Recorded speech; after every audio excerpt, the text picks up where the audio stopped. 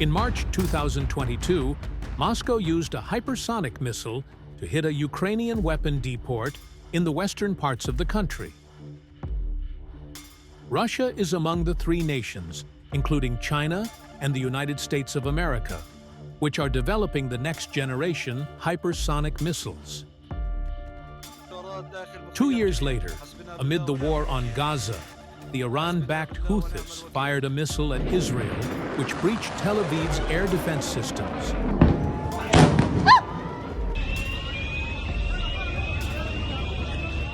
The rebels, who control Yemen, claimed that the missile named Palestine II was hypersonic. The projectile had traveled over 2,000 kilometers in just about 11 minutes, which added credence to the Houthi claim.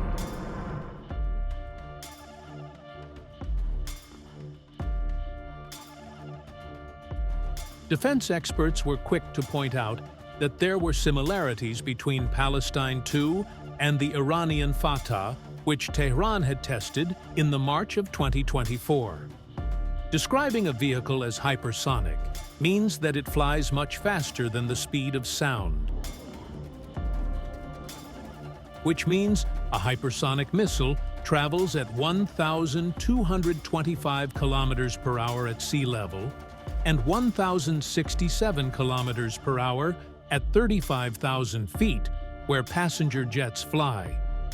Passenger jets travel at just under 966 kilometers per hour, whereas hypersonic systems operate at speeds of 5,633 kilometers per hour, about 1.6 kilometers per second, and higher. All of the intercontinental ballistic missiles, or ICBMs, are hypersonic, reaching about 24,140 kilometers per hour, or about 6.4 kilometers per second, at their maximum velocity. There is a difference between how ICBMs and new-generation hypersonic missile fly. ICBMs are launched on large rockets and then fly on a predictable trajectory that takes them out of the atmosphere into space and then back into the atmosphere again. The new generation of hypersonic missiles fly very fast, but not as fast as ICBMs. They are launched on smaller rockets that keep them within the upper reaches of the atmosphere. Despite being slower than ICBMs, the hypersonic missiles pose an important challenge.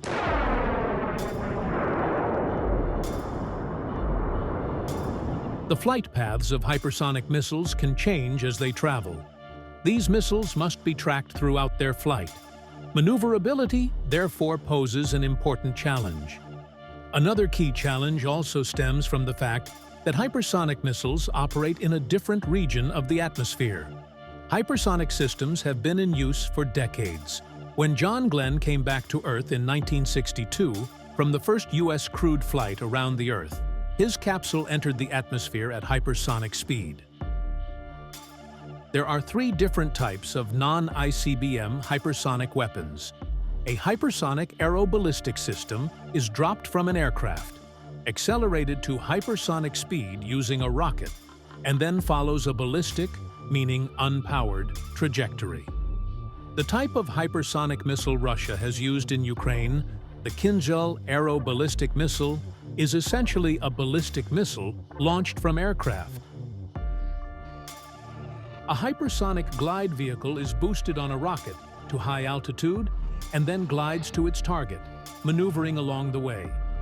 Examples of hypersonic glide vehicles include China's Dongfeng 17, Russia's Avangard, and the U.S. Navy's conventional prompt strike system.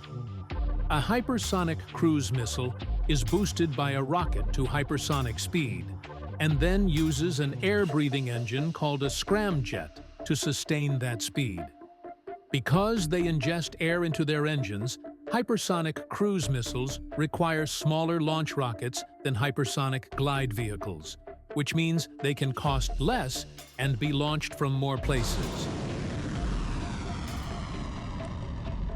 The primary reason nations are developing these next-generation hypersonic weapons is how difficult they are to defend against due to their speed, maneuverability, and flight path. But hypersonic missiles are expensive and therefore not likely to be produced in large quantities.